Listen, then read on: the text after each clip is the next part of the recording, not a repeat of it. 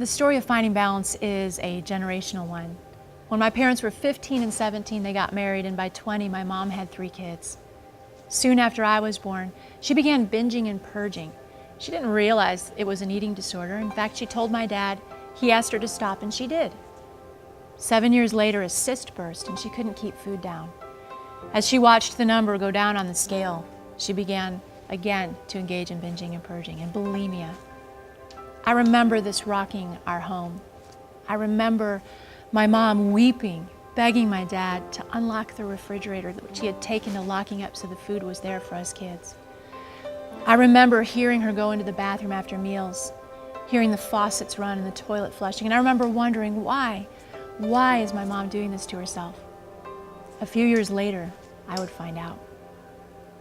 When I was 16, I moved 1,000 miles from home to go to Bible college.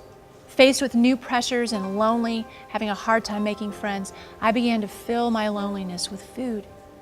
After just a couple of months, I had gained 15 pounds. Desperate to lose it fast, I tried any diet I could, but the harder I tried to lose the weight, it seemed, the more I ate.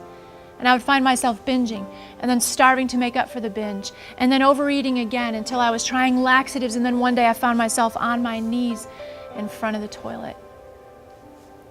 I knew that demon, and by God's grace, I did not become bulimic, but I tried everything else. One night, when all of this was going on and I was at my heaviest weight ever, I woke up.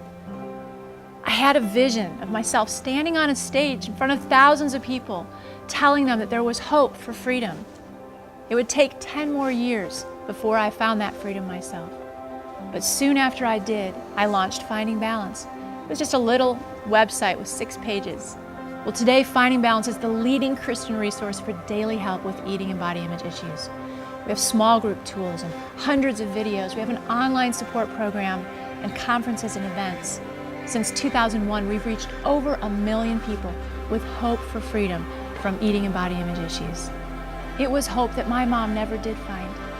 At 46, she was in a car accident that left her paralyzed from the chest down.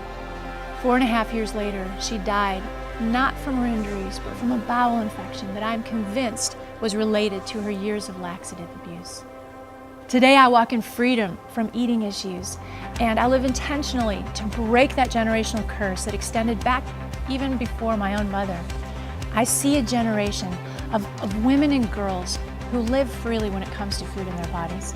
This is a vision too big for any one person to carry, but together, as truth tellers and freedom fighters, we can change the story that's been told for so long. My name is Constance Rhodes, and I am finding balance. Won't you join me in helping others find it too?